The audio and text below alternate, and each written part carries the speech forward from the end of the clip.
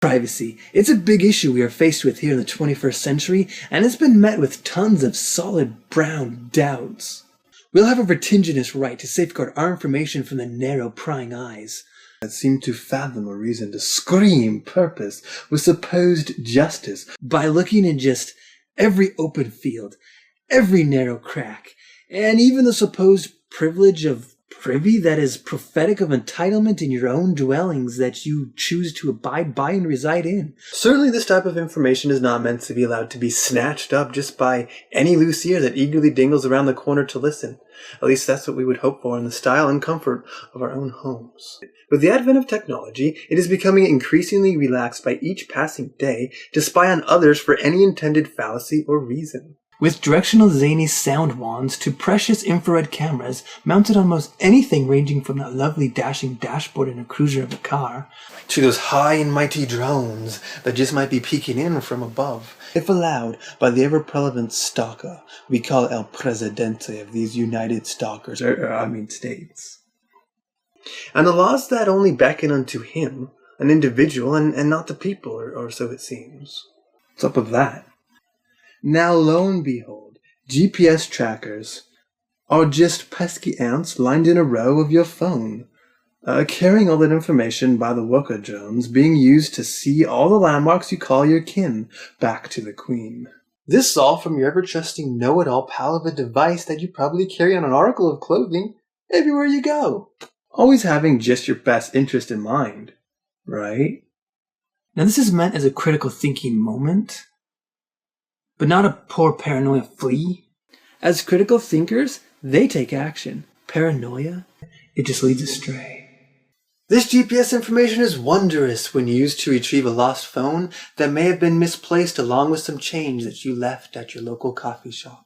But this information certainly isn't all that grand if an enraged ex-girlfriend was to get a hold of that lucrative data with a sting of fire but waiting a moment away. And certainly not to be viewed by just any person who happens to be a member of a local enforcement agency that suspects you of your hair just twisting the wrong way. What's that, you say? There's a system in place we have to ensure just due law is to be obeyed? This court to speak that no one is authorized to jump the trigger of the gun in a beat of a trump.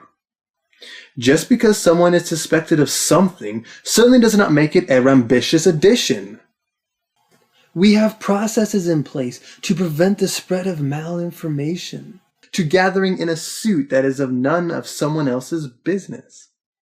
The only information that should be obtained is that from true, probable cause, as in real-life physical evidence that points concretely to a fact of the matter at hand. Else the expression, mind your own freaking business, fits this whilm with the very swelled swallow. Respect your citizens, and guess what? They'll respect you. The tick of a second that someone gets a trip in with power over just something is when things seem to start to crumble and fall into pieces, as it then becomes about someone trying to prove a point versus what the system is really all about. Suppose that could be said about politics too. And that's just true justice on the true matters at hand. And I, for one, would suggest that more focus on criminals with flirtatious, concrete evidence that is not made up in the slightest bit, the better, as a justice would be brought to the applicable cases. You certainly can't go after a suspected gun-toting, half-witted psycho with malintent if there is nothing pointing to the idea of what that intent even is. The great thing about our system is that we are all safe in the presumption that a person is innocent until proven guilty, as only anybody can be pointing the accusing finger of just anything, and certainly anybody looking for any form of an arrow that might be pointing to any alignment of any of the accuser's testimonies is just purely hearsay of anything and everything. Oh, how psycho can fit the description just described. Today's advent of CG and Photoshop, many forms of evidence can just be conjured up at the whim of desire.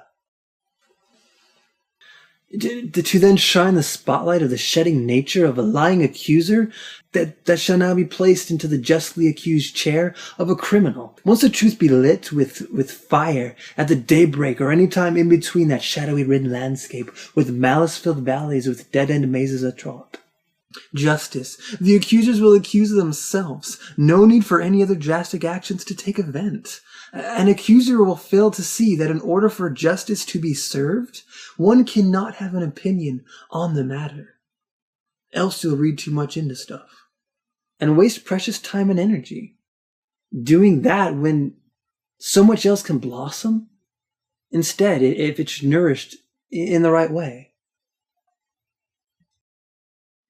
We the people have created a marvelous justice system that works wonders in the sinful feeder that we tread on through, while trying to keep our heads above the slippery slopes beneath the watery-filled barrens that some choose to embark upon.